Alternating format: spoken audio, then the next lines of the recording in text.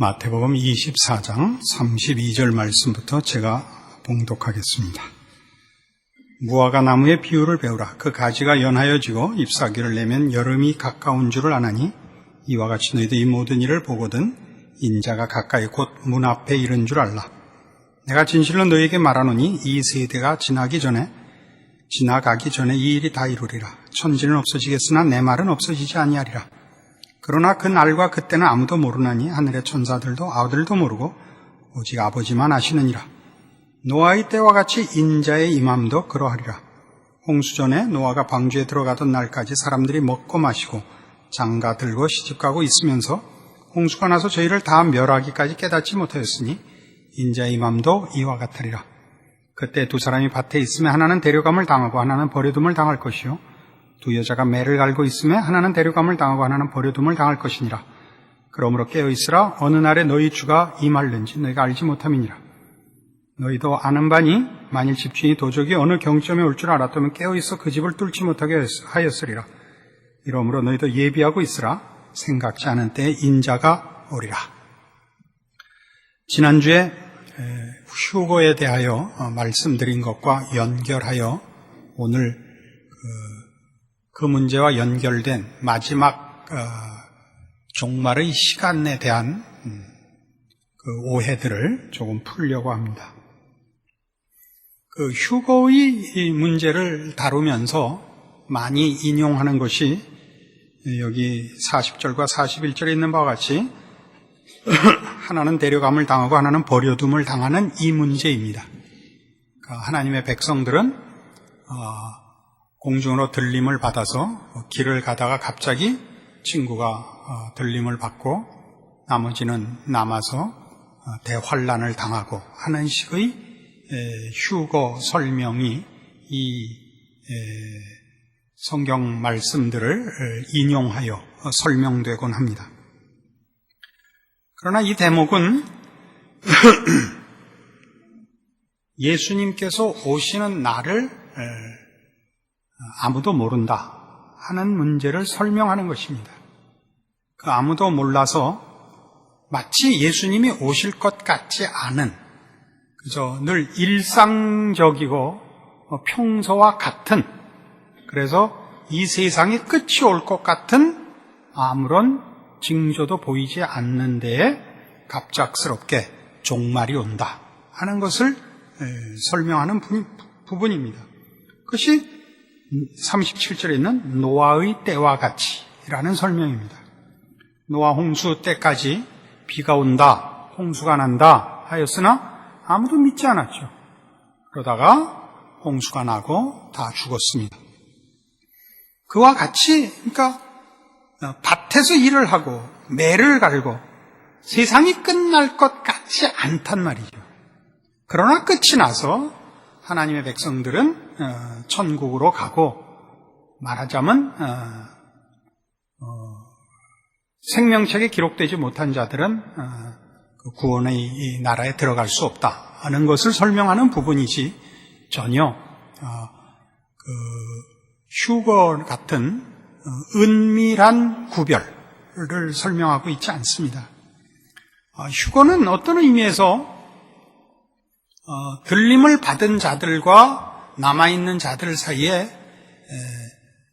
구원과 심판보다는 환난을 면하는 것과 환난을 당하는 것이 먼저 더 중요한 차이점으로 부각되고 있습니다. 그러나 이 마지막 예수님 다시 오는 문제에 대하여 예수님께서 주신 교훈은 같은 24장 23절부터 보시면, 그때 사람이 너희에게 말하되 보라 그리스도가 여기 있다 혹 저기 있다 해도 믿지 말라. 거짓 그리스도들과 거짓 선지자들이 일어나 큰 표적과 기사를 보이어 할 수만 있으면 택하신 자들도 미혹하게 하리라. 보라 내가 너희에게 미리 말하였노라. 그러면 사람들이 너희에게 말하되 보라 그리스도가 광야에 있다 해도 나가지 말고 보라 골방에 있다 해도 믿지 말라. 번개가 동편에서 나서 서편까지 번쩍임같이 인자의 임함도 그러하리라. 주의 다시 오심, 마지막 심판과 예수님의 재림은 모든 사람이 알고 온 우주가 아는 공개되고 확실한 사건으로 나타나지, 은밀하게 구원받은 자들은 알고 나머지는 모르는 식의 그런 식으로는 일어나지 않습니다. 그러나 이 문제들은 적지 않이 그 마지막 부분에 대한 그 호기심과 징조들 이런 것과 물려서 우리들로 하여금 성경이 목적하는 것과 다른데 우리를 자꾸 미혹합니다. 예를 들면 데살로니가전서 5장입니다. 성경의 분명한 설명에도 불구하고 우리가 우리의 호기심에 미혹되어 이런 구절들을 다 말하자면 오해합니다. 신약성경 332페이지 데살로니가전서 5장 1절입니다. 형제들아, 때와 시기에 관하여는 너희에게 쓸 것이 없음은 주의 날이 밤에 도적같이 이를 줄을 너희 자신이 자세히 알미라. 저희가 평안하다 안전하다 할 그때에 잉태된 여자에게 해산 고통이 이름과 같이 멸망의 호련이 저에게 이르리니 결단코 피하지 못하리라. 형제들아, 너희는 어둠에 있지 아니하며 그날이 도적같이 너희에게 임하지 못하리니 너희는 다 빛의 아들이여 낮의 아들이라. 우리가 밤이나 어둠에 속하지 아니하나니 그러므로 우리는 다른 이들과 같이 자지 말고 오직 깨어 근신할지라. 자는 자들은 밤에 자고 취하는 자들은 밤에 취하되 우리는 낮에 속하였으니 근신하여 믿음과 사랑의 흉배를 붙이고 구원의 소망에 투구를 쓰자. 하나님이 우리를 세우시면 노하심에 이르게 하심이 아니오 오직 우리 주 예수 그리스도로 말미암아 구원을 얻게 하신 것이라. 예수께서 우리를 위하여 죽으사 우리로 하여금 깨든지 자든지 자기와 함께 살게 하려 하셨느니라. 여기에 4절에 있는 바와 같이 형제들아 너희는 어두움에 있지 아니하며 그날이 도적같이 너희에게 임하지 못하리라 하는 구절의 의미를, 그러니까 믿지 않는 자들에게는 도적같이 임하지만 우리 신자들은 밤에 속하지 않고 낮에 속하였기 때문에 예수님께서 도적같이 임하시지 않는다. 그러므로 우리는 그 날과 시를 알 수 있다로 넘어가 버렸습니다. 그러나 여기 본문은 여러분 잘 아시다시피 이건 그런 얘기가 아닙니다. 한쪽은 종말이 있는 줄 모르는 자들이고 한쪽은 종말이 있는 줄 아는 자들을 구별하고 있지 때와 시간을 아는 자와 모르는 자를 얘기하고 있지 않습니다. 도적이 오는 건 밤에 주인이 잠을 자고 있기 때문에 오는 거죠. 그게 도적이죠. 우리에게 도적이 오지 못하는 건 우리가 밤에 속하지 않고 우리는 자고 있지 않기 때문입니다. 그게 뭐죠? 우리는 예수를 믿고 종말이 있는 줄 알고 있는 자를 그렇게 비유하고 있습니다. 그러니까 우리에게 여기에 우리는 어둠에 있지 아니하고 낮에 속하였기 때문에 그날이 도적같이 우리에게 임하지 않는다라는 이 말은 시간에 관한 얘기가 아닌 것이 9절, 10절에 있잖아요. 8절부터 다시 보죠. 우리는 낮에 속하였으니, 낮에 속하였다는 게 뭔가? 근신하여 믿음과 사랑의 흉배를 붙이고 구원의 소망에 투구를 쓰자. 믿음을 지키자예요. 하나님이 우리를 세우시면 노하심에 이르게 하심이 아니오 오직 우리 주 예수 그리스도로 말미암아 구원을 얻게 하신 것이라. 예수께서 우리를 위하여 죽으사 우리로 하여금 깨든지 자든지 자기와 함께 살게 하려 하셨느니라. 신앙을 지키는 것. 신앙은 뭐예요? 하나님 나라의 완성을 기대하며 믿는 것이지요. 그래서 거룩을 준비하는 것이죠. 그게 믿음을 지키는 것입니다. 여기는 그 구원받은 성도들의 하나님 통치를 기대하며 그 완성을 소망하며 그 약속이 이루어질 것을 믿는 것들로 낮에 속하였다고 하고 있지, 시간을 알고 때를 알고 무슨 암호를 풀고 하는 문제들로 밤과 낮을 구별하고 있지 않습니다. 이런 일들은 베드로후서 3장에 가시면 여러 군데서 이 문제를 경고하고 있는 것을 만납니다. 386페이지 베드로후서 3장입니다. 1절 말씀부터 보죠. 사랑하는 자들아, 내가 이제 이 둘째 편지를 너에게 쓰노니 이둘로 너희 진실한 마음을 일깨워 생각하게 하여 곧 거룩한 선지자의 예언한 말씀과 주 대신 구주께서 너희의 사도들로 말미암아 명하신 것을 기억하게 하려 하노라. 먼저 이것을 알지니 말세에 기롱하는 자들이 와서 자기의 정욕을 쫓아 행하며 기롱하여 가로되 주의 강림하신다는 약속이 어디 있느뇨? 조상들이 잔후로부터 만물이 처음 창조할 때와 같이 그냥 있다 하니 이는 하늘이 옛적부터 있는 것과 땅이 물에서 나와 물로 성립한 것도 하나님의 말씀으로 된 것을 저희가 불어 잊으려 함이로다. 이로 말미암아 그때 세상은 물의 넘침으로 멸망하였을 때 이제 하늘과 땅은 그 동일한 말씀으로 불사르기 위하여 간수하신 바 되어 경건치 아니한 사람들의 심판과 멸망의 날까지 보존하여 두신 것이니라. 사랑하는 자들아, 주께는 하루가 1000년 같고 1000년이 하루 같은 이 한 가지를 잊지 말라. 주의 약속은 어떤 이에 더디다고 생각하는 것 같이 더딘 것이 아니라 오직 너희를 대하여 오래 참으사 아무도 멸망치 않고 다 회개하기에 이르기를 원하시느니라. 그러나 주의 날이 도적같이 오리니 그날에는 하늘이 큰 소리로 떠나가고 새질이 뜨거운 불에 풀어지고 땅과 그 중에 있는 모든 일이 드러나리로다. 이 모든 것이 이렇게 풀어지리니 너희가 어떠한 사람이 되어야 마땅하뇨. 거룩한 행실과 경건함으로 하나님의 날이 임하기를 바라고 간절히 사모하라. 그날에 하늘이 불에 타서 풀어지고 새질이 뜨거운 불에 녹아지려니와 우리는 그의 약속대로 의에 거하는 바 새 하늘과 새 땅을 바라보도다. 여기도 문제는 뭐냐 하면 이 땅이 종말이 있고 하나님이 심판하신다고 하는데 그래 보이지 않는다 이거죠. 여기 식으로 표현하면 4절에 있는 대로 주의 강림하신다는 약속이 어디 있느냐. 조상들이 잔 후로부터 만물이 처음 창조할 때와 같이 그냥 있다. 세상에 말세에 무슨 조짐이 보이는 것이 없다 이거예요. 아까 우리 마태복음에서 본 바로는 뭐라고 돼 있죠? 노아의 때와 같다. 그렇죠.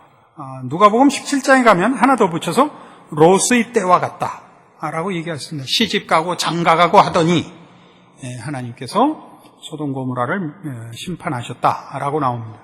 이 모든 것은 다 세상의 이 종말이 오는 것이 세상이 종말을 향하여 스스로 어떤 모습이 있고 쇠퇴해가고가 아니라 하나님께서 이 세상과 역사에 개입하사 하나님의 개입에 의한 돌연한 종말을 가져오기 때문에 종말이 있는 것이다 라고 성경이 가르치고 있다는 걸 놓치는 것입니다.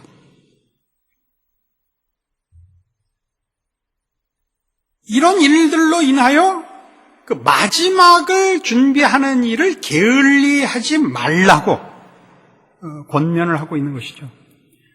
무엇을 보거든 어떤 징조가 있거든 그러면 숫자를 어떻게 계산을 해서 언제 어느 시 어디 이런 것에 대해서는 성경은 관심이 없고 종말이 있는 건 분명하다. 그리고 그 종말은 이 세상의 정신, 이 세상의 원리, 죄악에 속한 것들이 끝이 나고 심판받고 하나님 통치의 완성, 의와 거룩의 완성된 나라로 이제 종말을 주께서 가져오시는 것이므로 우리는 그 종말이 영원한 나라의 시작이요 이 고난의 끝이므로 우리가 바라는 종말은 시간에 관한 것이 아니요 영원한 나라를 준비하는 것이기에 시간과 때에 관한 문제가 아니고 여기 하는 얘기같이 11절에 이 모든 것이 이렇게 풀어지리니 너희가 어떠한 사람이 되어야 마땅하뇨. 이 권면을 받아야 되는 거죠.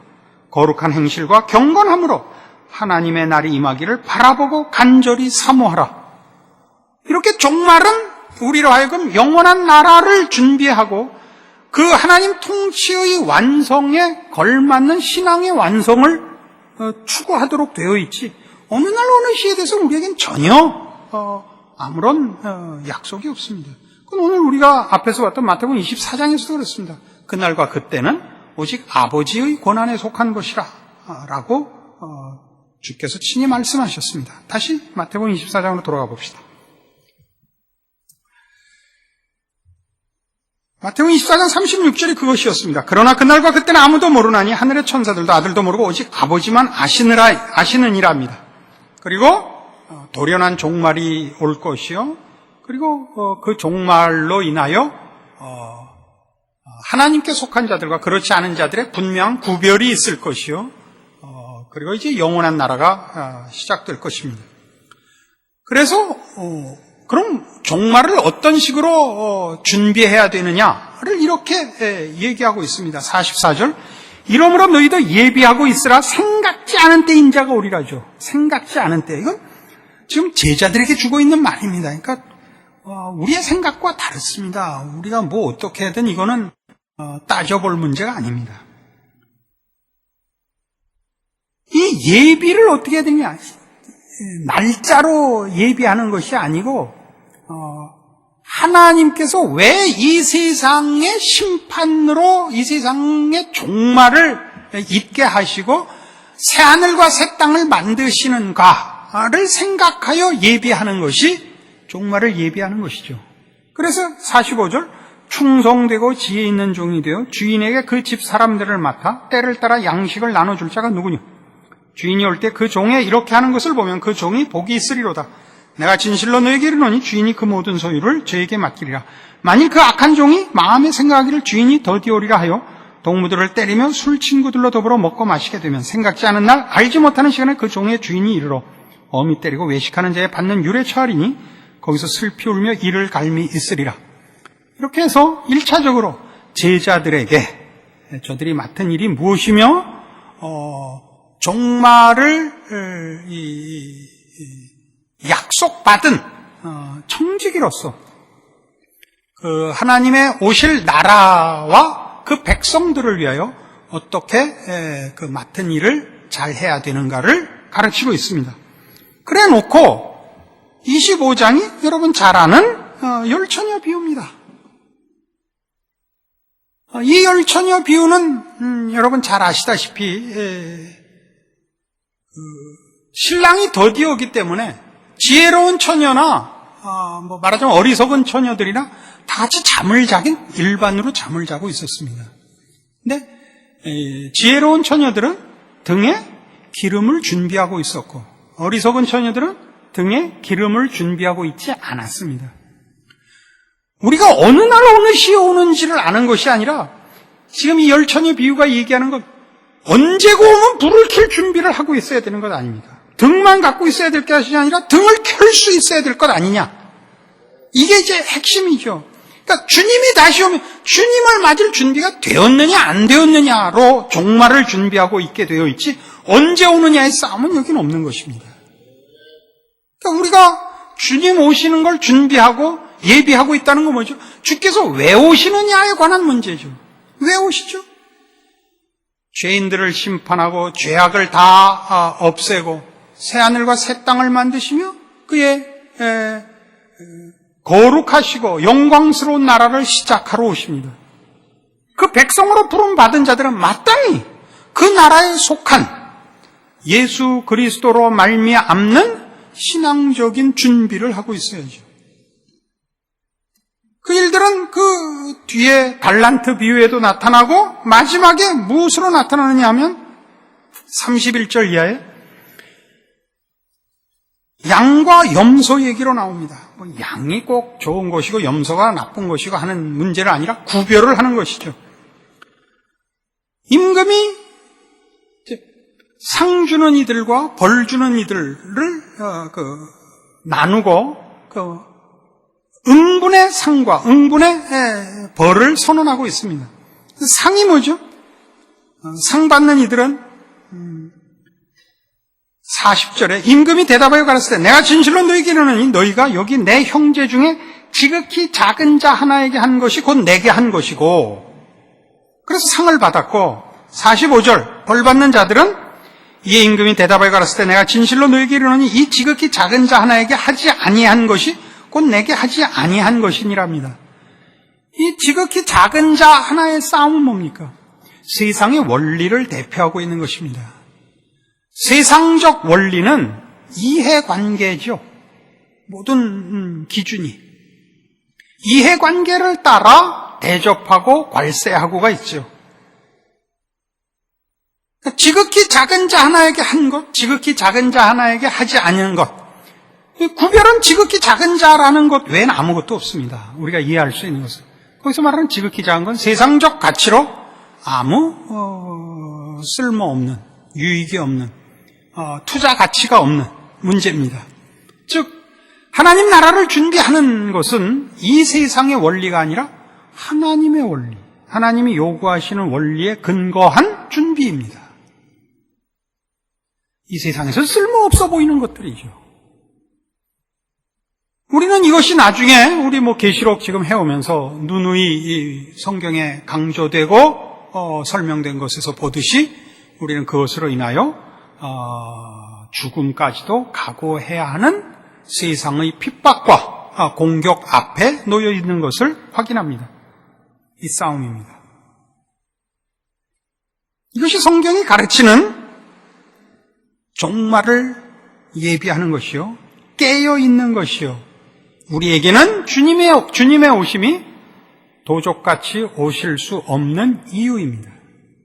우리는 이 모든 문제들이 다 하나님께서 그 아들을 보내신 것, 그리고 역사를 지금까지 이렇게 이어오게 하시고 아직도 주의 재림을 서두르시지 않는 것들이 다 구원을 위하여 그러시는 것이요, 그리고 죄인을 심판하는 것보다 그의 백성들을 완성시키며 영광 중에 영접하기 위하여 기다리고 계신다는 사실을 믿습니다. 그래서 우리는 감히 졸 수 없습니다. 어리석을 수 없습니다. 우리는 근신하고 깨어 있어야 되고 주의 나라를 바라보고 열심을 내야 하는 것입니다. 그것은 어느 날 어느 시라고 따질 문제가 아닙니다. 왜요? 주님이 오시기 전에라도 각 개인은 죽는 날이 종말입니다. 더 이상의 기회가 없습니다. 죽으면 그의 운명은 고정이 되고 맙니다. 주님 오시는 게 언제냐를 따질 문제가 아닌 것은 우리 각 개인이 자기의 인생 속에서 하나님 나라를 준비하고 있어야 되고, 그가 고백한 신앙의 내용들을 주께서 칭찬하시는 수준으로 지켜내고 있어야 하는 것입니다. 언제 오시면 어떻습니까? 우리는 하나님께서 그의 아들을 보내신 것과 방불하게, 너무나 분명하게 그의 거룩하신 나라를 세우실 것과 그의 아들로 불러낸 그의 백성들을 그 나라에서 상 주실 것을 믿습니다. 우리는 우리 일에 신경 써야 합니다.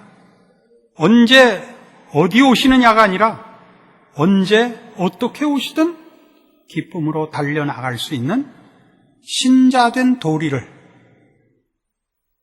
매 순간 매일 어느 장소 어느 형편에서나 하나님의 사람으로, 오늘 여기 마태복음 25장 식으로 얘기를 하자면 주의 이름으로 지극히 작은 자 하나에게, 지극히 작고 사소한 일에서 하나님의 자녀인 믿음의 싸움을 해야 하는 목숨을 건 신앙의 싸움으로 자신의 신자된 자리를, 내용을, 고백을, 소망을 지켜내야 할 것입니다. 기도하십시다. 하나님 아버지, 은혜를 감사합니다. 하나님께서 우리를 예수 그리스도 안에서 구원하시며 복주시며 하나님의 자녀 삼으신 것에 분명함같이 이제 주께서 다시 오시고 이 세상을 심판하시고 역사를 종식시키시고 새하늘과 새 땅을 세우시며 주의 피로 값주고 사시고 또 그 신앙의 고백을 받아내시고 고백한 신앙을 채우시며 깊이시며 높이신 모든 것들의 완성의 나라를 주실 것을 믿습니다. 우리는 마땅히 주의 오심과 주의 구원하심과 우리에게 개입하시고 알게 하시고 믿게 하신 모든 것들을 지킬 뿐 아니라 채우고 쌓고 당연히 넘치도록 살아야 하는 책임을 우리 인생에 갖고 있습니다.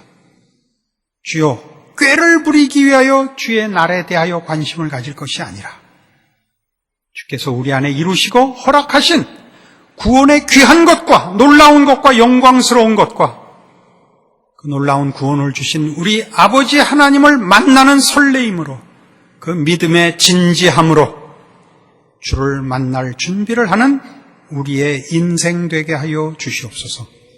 예수님 이름으로 기도합니다. 아멘.